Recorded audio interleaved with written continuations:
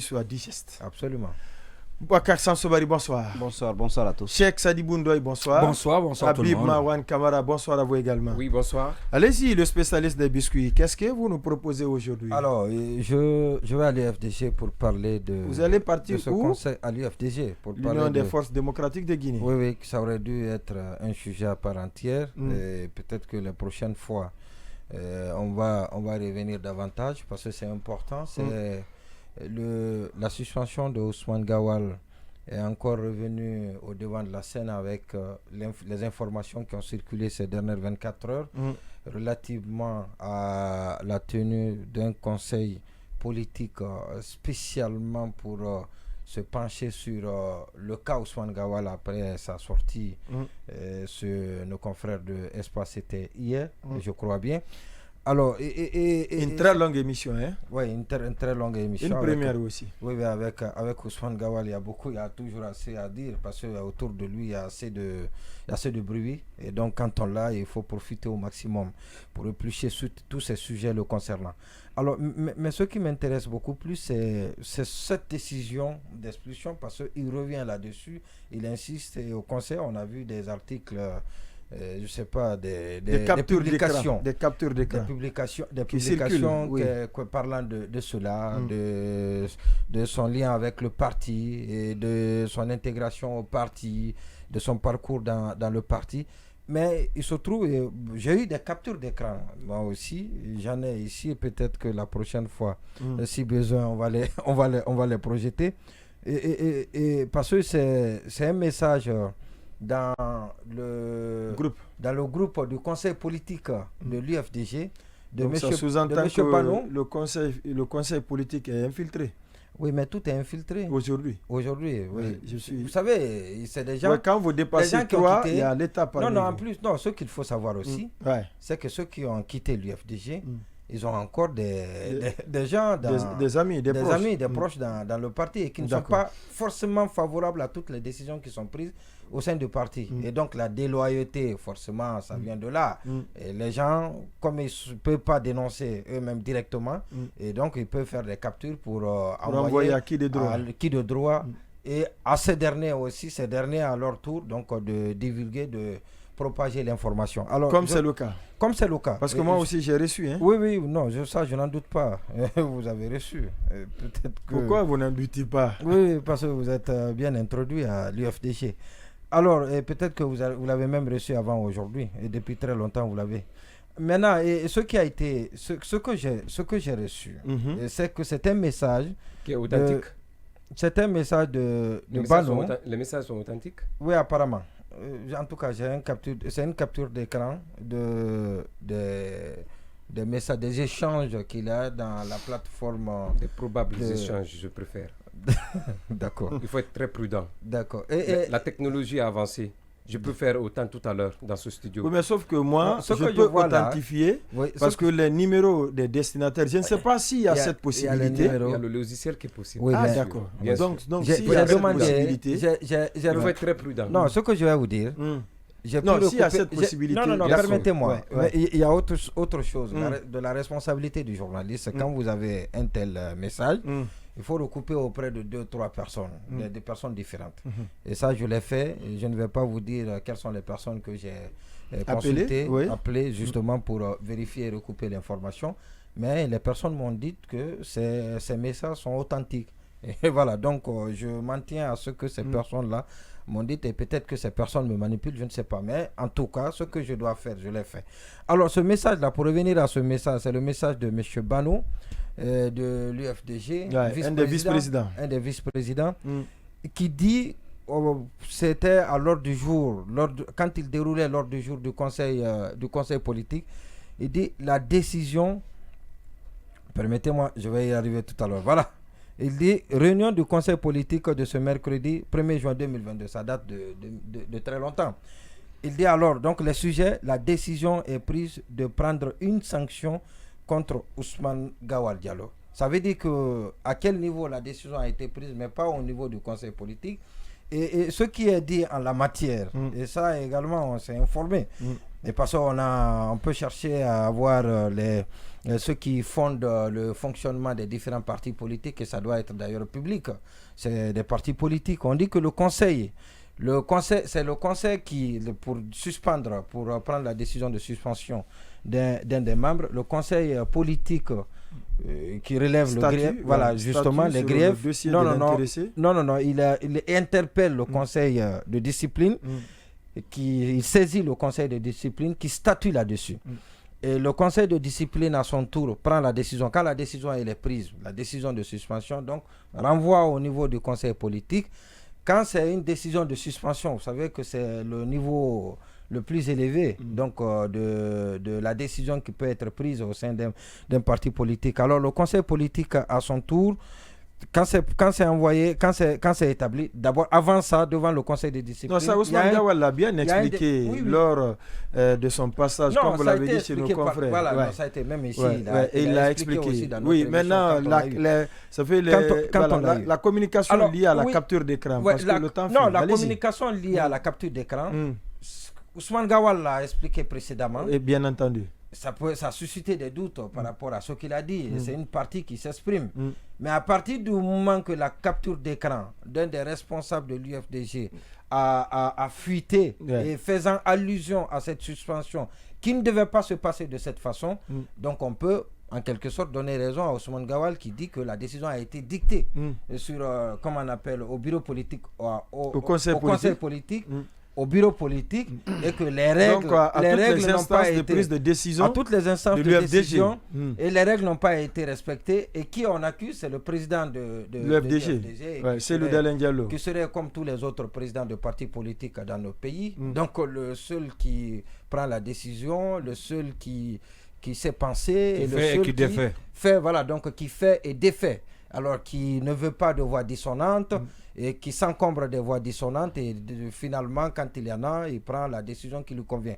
Et ça c'est regrettable parce qu'on est en train de parler du pays, on parle de la dictature, on parle de ceci, de cela. Et quand au sein des partis politiques on peut agir de cette façon en violant les textes qui fondent le parti politique, ça devient très compliqué. Et c'est pour ça d'ailleurs que je parle de ce sujet-là.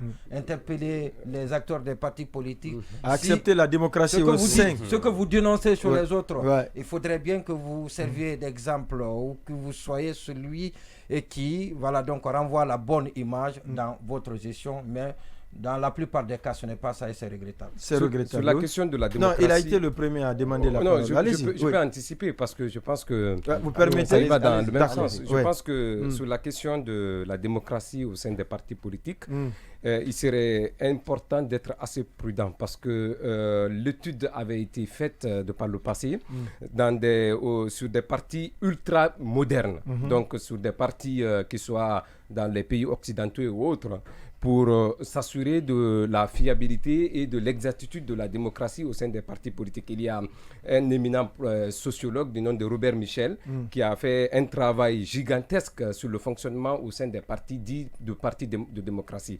Vous savez, la hiérarchisation dans les prises de décision est la même dans l'ensemble des formations politiques dites démocratiques. Donc ça, il n'y a pas d'exception à cela.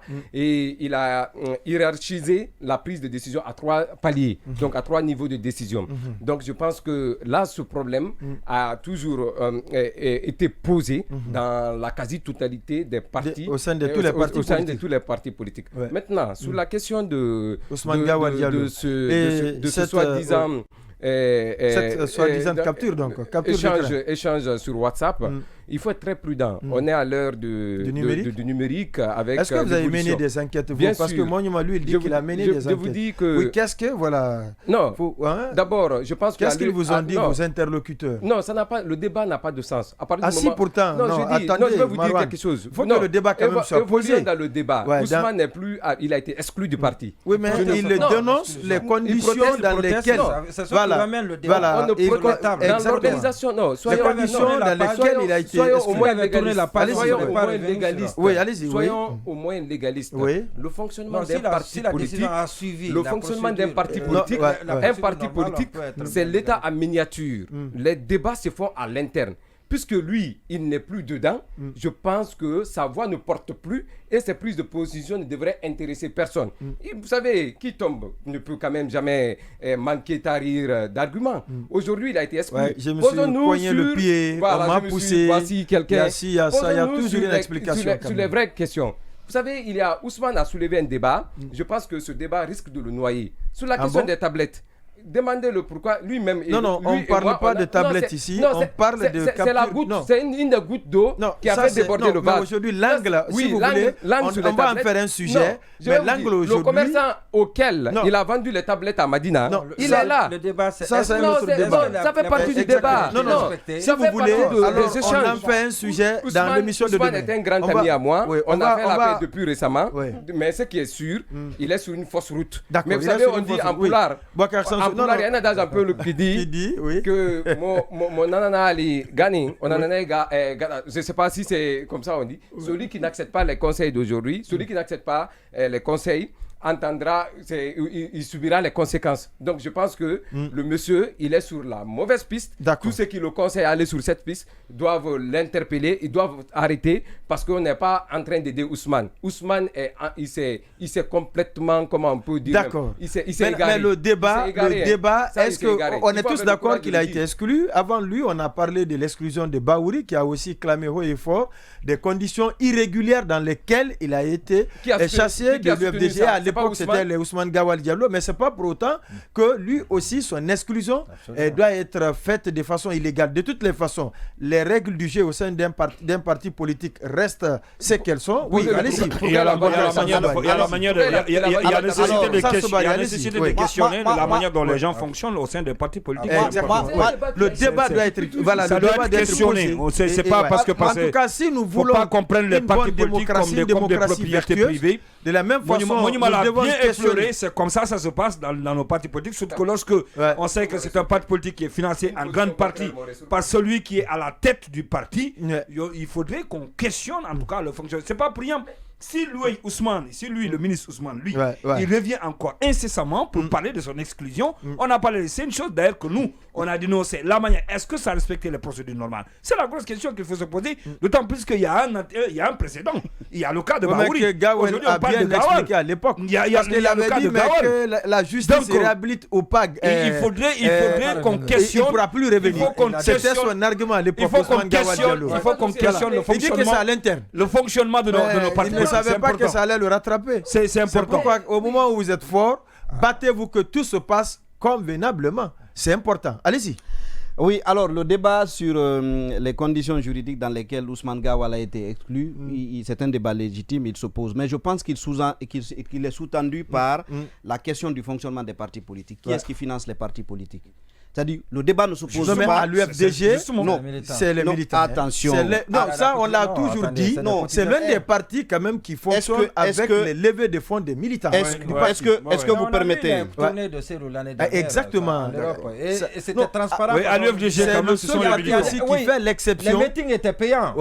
Et surtout les militants de la diaspora. Si vous permettez, je peux continuer. Surtout les militants de la diaspora. Je donne cette précision-là. Non, si vous permettez. Surtout les militants de la diaspora. À ce niveau, l'UFDG n'a aucun problème. Vous savez, quand vous de financement du parti. Non, quand vous me dites les militants, je ne suis pas très d'accord. Allez-y. Vous dites quelques militants, des financiers. On a dit des militants, on n'a pas dit les militants, on a dit des. Non, parce que, dites-moi, quels sont les militants qui ont les cartes de parti, sur la base desquelles ils financent les partis? Non, on n'a pas dit les, on a dit des militants. Je peux vous assurer, même les plus pauvres au sein du parti payent la carte de membre. Je suis d'accord, ça je témoigne. Les plus pauvres. Voilà, maintenant vous avez la réponse. Je témoigne. Les gens achètent là-bas, les gens ont adhéré à l'UFDG à cause de ces lots. Pas à cause de Ousmane ou de Bahouri. Il faut que cela soit personnellement, je dis, que cela soit connu aussi. En dépit de tout ce qui aura été. Donc l'idéologie de l'UFDG, c'est celui d'Alain Diallo. Je suis d'accord avec lui aussi. C'est pas évident qu'on ait quelqu'un qui puisse faire l'unanimité comme c'est le fait maintenant. Pourquoi l'idéologie? C'est sur la base de la confiance. C'est sur la base de la confiance et sur la base de l'amour. Pour trouver un leader à l'UFDG qui va faire l'unanimité comme c'est lui. Oui, c'est parce que ça repose l'amour. Il y a le pont qui existe. Le pont qui existe. On a construit repose d'une personne. Et quand la personne n'est plus là, ça s'affaisse. Non, attention, non, c'est pas la même chose. L'UFDG aujourd'hui, celle n'est pas là, mais le parti fonctionne. Mais c'est là. Non, Alpha a passé combien d'années quand il était opposant? Tout son temps. Mais le RPG ne tenait pas ses meetings. Le RPG fonctionnait normalement. Convenablement. Normalement. Je vous assure. Je vous assure. Le RPG fatiguait même le régime militaire à l'époque. C'était le principal parti de l'origine. Je signe et je persiste. L'amour qui existe, cette adhésion, cette forte adhésion des militants. Donc c'est comme l'arbre et son écorce. C'est justement comme l'arbre et son. Donc c'est Cellou. C'est l'avenir de l'UFDG. Ousmane a fait la politique avant Cellou, mais il n'a été connu que c'est quand il a adhéré à l'UFDG. Il faut avoir des partis institutions, mais pas des partis qui ne se reposent que sur leur leader. Parce qu'on a eu l'exemple par le passé. Non, le PIP, le PDGRDA, malheureusement, à cette réalité triste. Allez-y, Bokar Sansoubani. Et qui n'échappe à aucun parti. Mais qui n'échappe à aucun parti. Allez-y. Je peux continuer. Oui.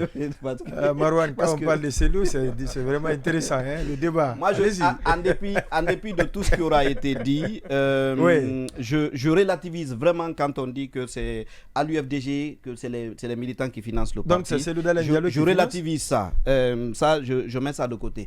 Et je dis que c'est-à-dire si on dit refondation dans le monde des partis politiques, si on dit qu'il faut organiser, structurer les partis politiques, la réflexion devrait être menée sur le financement des partis politiques. Parce que quiconque donne l'argent, c'est lui qui va dicter la marche à suivre au sein des partis politiques. Ça, le débat ne devrait pas se poser. C'est pas au moment où on doit cotiser, vous vous mettez derrière. Maintenant, au moment où on est en train de discuter de la façon dont le parti doit être organisé, vous faites venir la loi. Et pour ce qui est de ce que dit Gawal, moi je pense aussi que, comme vous l'avez dit, ça rappelle un peu ce qui s'est passé avec Bahouri. Parce que personnellement, je suis étonné que pratiquement environ un an après, Ousmane Gawal soit en train de revendiquer de ruminer son exclusion. Ça veut dire que c'est quelque chose qui lui a fait mal. Et ça, c'est le reflet de la dimension du parti. Ça veut dire qu'il sait quelle est la machine que le parti représente. Si ça avait été un parti menu-fretin qui n'a aucun enjeu, il y a longtemps qu'il se serait débarrassé de cette question. Mais depuis environ un an, il continue à ruminer ça. Or, je dis que dans la même émission où il a rappelé qu'il a été exclu selon des conditions, il a défendu l'idée de l'interdiction des manifestations sur les places publiques. Il a soutenu le principe. Il a même justifié. Voilà. Donc, moi, je ne sais pas lequel... Bon, ça, certainement, on devrait juste le rappeler au moment où il était dans l'opposition, comment il justifiait également les manifestations. Donc, là, mais ça ne lui a pas été dit, malheureusement. Là, par exemple, oui, il est en train d'invoquer la loi, la violation des procédures, dans le cadre de son exclusion, mais au même moment, honnêtement, on est bientôt un an. On est bientôt un an. Dénoncé suffisamment. Les manifestations sont... Le double langage des acteurs politiques, on l'a dénoncé. Lui qui défendait les manifestations et qui défend... Ça veut dire qu'en termes... Mais quand c'est pas bon, même celui qui se rend coupable de la violation, il faut ça lui arrive... C'est ce que nous faisons aujourd'hui avec certains qui sont en prison. Et ceux qui sont aux affaires aujourd'hui. Ceux qui sont aux affaires aujourd'hui.